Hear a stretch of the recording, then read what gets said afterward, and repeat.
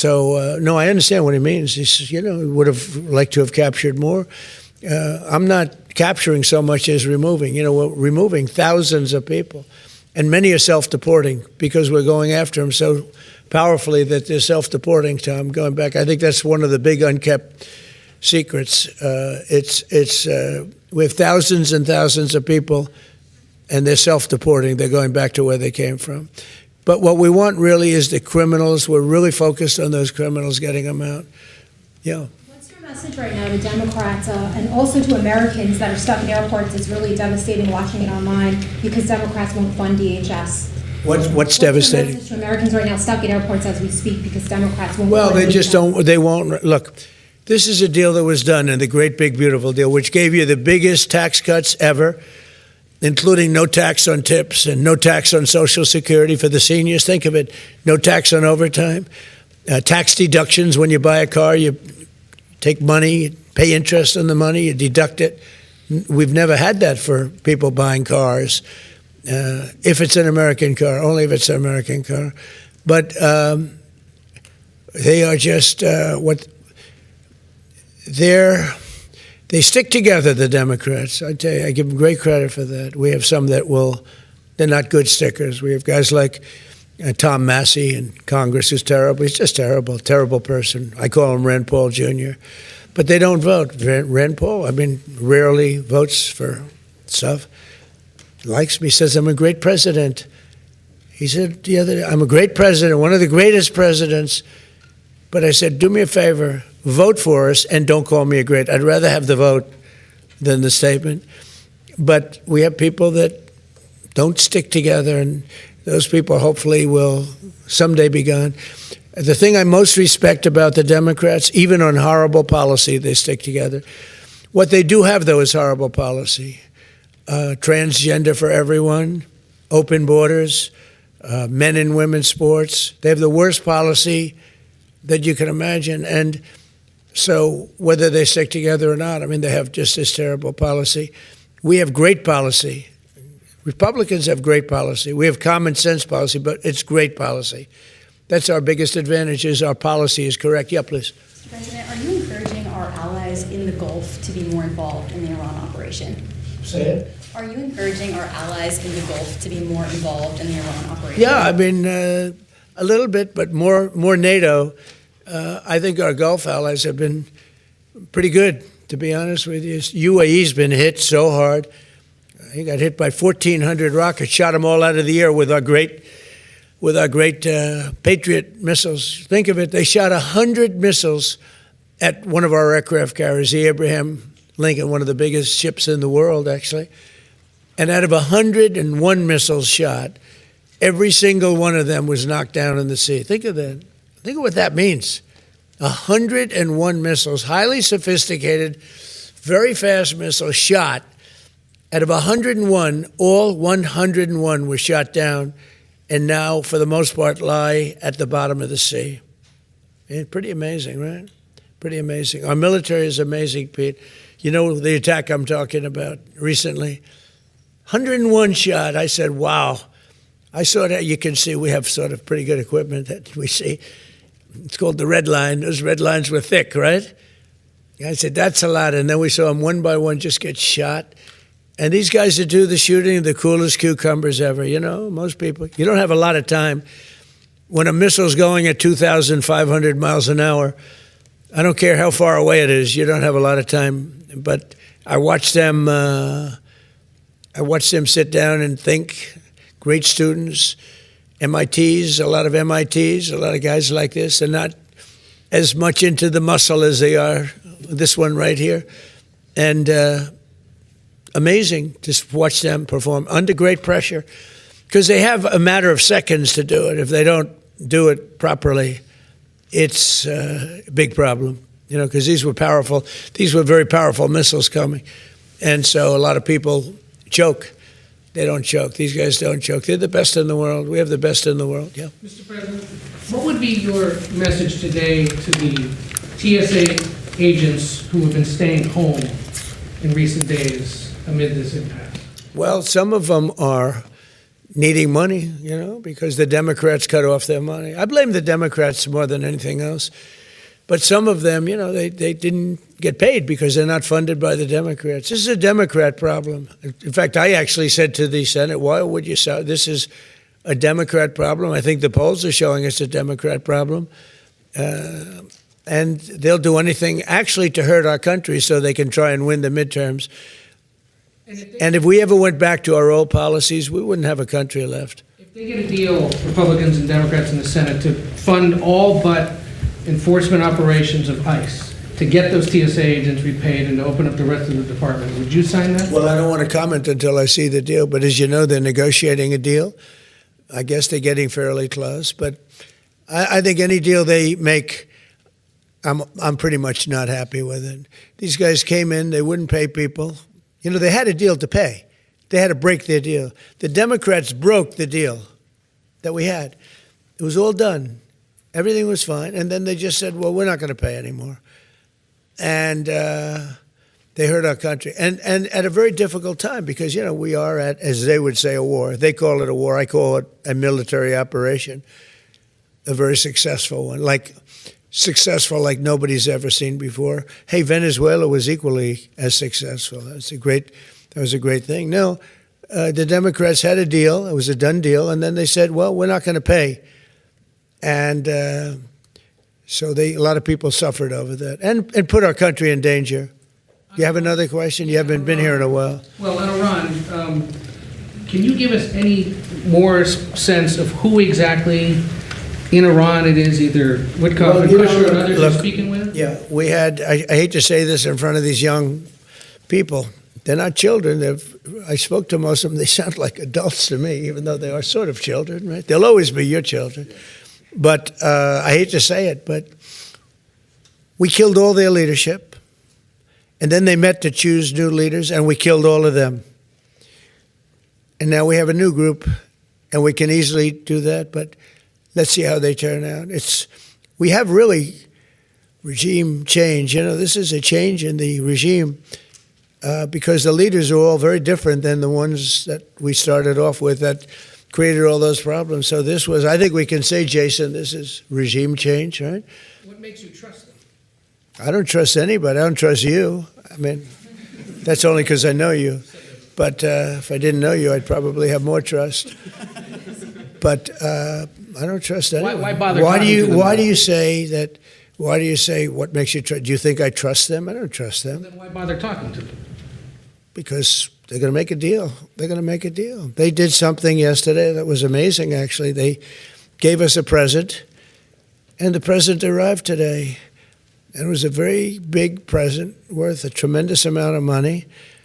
And I'm not going to tell you what that present is, but it was a very significant prize. And they gave it to us, and they said they were going to give it. So that meant one thing to me: we're dealing with the right people. Is that nuclear related? No, it wasn't nuclear related. It was oil and gas related. And it was a very nice thing they did. But what it showed me is that we're dealing with the right people. Because, you don't know, because the leadership was killed, all gone. Khomeini, all gone, as the expression goes, the past supreme leader.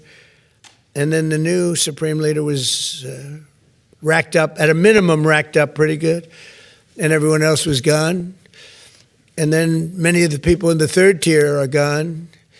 But we're dealing with a group of people that I think turn out, and the present, the gift they made to us was very significant, and they said they were going to do it, and it happened, and they're the only ones that could have done it. Jennifer? Was it related to the Strait of Hormuz and the flow of... Yeah, it was related to the flow and to the strait, yeah, it was. Are you negotiating on who's going to control the strait from now on? No, we'll have control of anything we want. Look, if we can end this without more lives being down, without knocking out $10 billion electric plants that are brand new and the apple of their eye, I'd like to be able to do that, But they can't have certain things. I mean, you know the things. I don't have to go over the list, but again, it starts with no nuclear weapons, and they've agreed to that. There won't be any nuclear weapons. They're not going to have, and they're not going to have enrichment, any of those things. But look, I hate to say that we're in a very good bargaining position, But, and I hate to say that they're defenseless because, until that last missile is fired, they have little power. But we are in about the best bargaining position. We're way ahead of schedule. And again, they have no Navy and they have no Air Force and they have no missile protection, and most of their missiles are gone. Most of their launches we've killed. We've killed about 82% of their launches. So even if they had a missile, they can't launch it. We've been very effective. We have the greatest military in the world. Nobody even comes close. We have the best military equipment in the world. Go ahead. On Saudi Arabia, there's been some reporting that you've been talking to the Crown Prince. Have you been focused on normalization between Saudi Arabia and Israel at this point? No, we have a great relationship with Saudi Arabia. What do you hear with Saudi Arabia? Just hearing that you've been talking and that he has been encouraging you to do certain things related to Iran. Can you share a little bit? He's a warrior. He does, yeah. He's a warrior. He's fighting with us, by the way. Saudi Arabia has been excellent, and UAE, excellent. And I will tell you, Qatar, incredible. Qatar took a hit, a pretty bad hit. Qatar's very close. They're essentially, you can walk right over the border. Qatar took a hit. They've been great. They've been very strong. Kuwait, they had a little mishap. They shot down 3 planes with our missiles. They happen to be our planes, but the pilots made it. Can you imagine the pilots making it? The pilots saw what was coming, and they said, those are Patriots. We're not going to escape Patriots, and they got out of there pretty quick, Pete, right? Pretty amazing that they got out. The 3 pilots lived. They're fine. In fact, they're flying today. Was the Kuwaitis that accidentally fired the missile? Yeah, the Kuwaitis made a mistake. They fired. They thought they were firing at the enemy. It was, as the expression goes, friendly fire. But the pilots are great. They're flying today. Pretty amazing when you think of it. Yeah. President Trump, on a human level, how hopeful are you that this peace deal will work out? Like as a human, On what? on a human level, and not as the President of the United States, how hopeful are you that this peace deal will work out with Iran? You're talking about to end it? Well, I think we're going to end it. I can't tell you for sure. I don't like to say this. We've won this. This war has been won. The only one that likes to keep it going is the fake news. I mean, the New York Times, you read the New York Times, it's like we're not winning a war where they have no Navy and they have no Air Force and they have no nothing. And we literally have planes flying over Tehran and other parts of their country. They can't do a thing about it. For instance, if I want to take down that power plant, that very big, powerful power plant, they can't do a thing about it. It's like, take me. That's all they can do. And yet, if you read the New York Times or if you watch ABC fake news or NBC fake news, you'd say it's a close battle. It's not a close battle. They're totally defeated. We killed their Navy in, would you say 3 days, Pete? Gone. In fact, I was a little upset with Pete. I said, why didn't you save the ships? We could have used them, right? He said, it's more fun shooting them down. But the Navy was wiped out in a very rapid order. Pretty impressive for you guys, you champion wrestlers, right? When you hear this stuff. But you don't, if you read the news, you don't hear this. You read like, oh, they're doing wonderfully. They're doing terribly. They're wiped out militarily. They are dead. Yeah. On Ukraine, is there a new sense of a timeline? Do you want to get something done before the midterms? Well, we'd like to see President Putin and President Zelensky sit down and make a deal. I think they're getting close, but I've been saying that for a while. I've settled 8 wars. All of them should have been more difficult than this one. This should have been the easiest one. But these are 2 people that truly hate each other. You'll find out that hatred is not good for making deals. These are people that they don't like each other very much. Yeah. I know you said there's a bunch of people from the administration who are negotiating with Iran. There's been reports that the vice president is leading those negotiations. Is that true? Well, he's involved in them. JD is involved, and Marco's involved, and Jared Kushner's involved, very smart guy, and Steve Witkoff, smart guy, is involved. And I'm involved. I'm involved. Why? I'm going to be so big. Oh, I don't want to talk about it. I'm the president of the United States, Tom, and I'm not going to talk about it. It's beneath me to talk about saving millions of lives, because that's what you're talking about. You're talking about saving millions of lives. If Iran had a nuclear weapon, they would have used it. And if I didn't end the horrible Barack Hussein Obama Iran nuclear deal in my first administration, they would have had a nuclear weapon 3 or 4 years ago. They would have used it. I would have never gotten the chance probably to be president. Who knows if what it would have been so devastating. And if we didn't send those beautiful B-2 bombers, they took them off my desk. They were right there. I don't know why. But if we didn't have those beautiful, the B-2 hit, which was so we obliterated, despite CNN. CNN said, well, maybe the word obliteration said, no, we obliterated it, just obliterated their nuclear potential. You would have had them having 2 weeks after that attack, had we not made the attack, they would have had a nuclear weapon. They would have absolutely used it. And they would have used it on the entire Middle East, including Israel. And you know why you see that? Because unexpectedly, when this war broke out, unexpectedly, they started sending missiles to UAE, Qatar, Saudi Arabia, Kuwait, Bahrain, and elsewhere. And nobody thought they were going to. Were you equally surprised by that, Pete? Way more than we thought, Mr. President. Pete, do you want to give about a 3-minute statement on how we're doing in this, as I call it, military operation? People don't like me using the word war, but so I won't. But the Democrats call it a war. How about a little statement? I think he's done a very good job. Do we agree he's done a good job, Markwayne? Can we take some of your time? Well, thank you, Mr. President. You're spot on.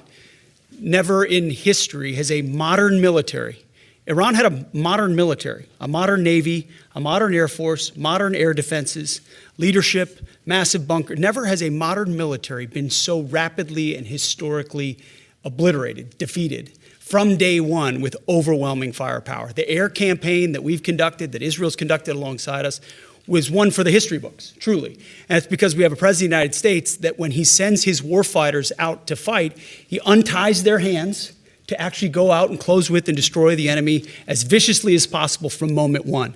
And that's why we see ourselves as part of this negotiation as well. We negotiate with bombs. You have a choice as we loiter over the top of Tehran, as the president talked about your future. The president has made it clear that you will not have a nuclear weapon. The War Department agrees. Our job is to ensure that. And so we're keeping our hand on that throttle as long as hard as is necessary to ensure the interests of the United States of America are achieved on that battlefield. This is not Iraq and Afghanistan. This is not a president who's interested in vague end states. He's been very clear with us about what we need to accomplish, creating the conditions for them never to have a nuclear capability, and that's exactly what we're doing in historic fashion. Thank you, Mr. President. Thank you. Appreciate it. Thank you. Great job. Mr. President, You know, the only two people that were quite disappointed, I don't want to say this, but I have to. I said, Pete and General Raisin Kane, I think this thing's going to be settled very soon. Here they go. Oh, that's too bad. Pete didn't want it to be settled. It's these guys are doing a great job. That's a good attitude, though, Tom, right? They were not interested in settlement. They were interested in just winning this thing.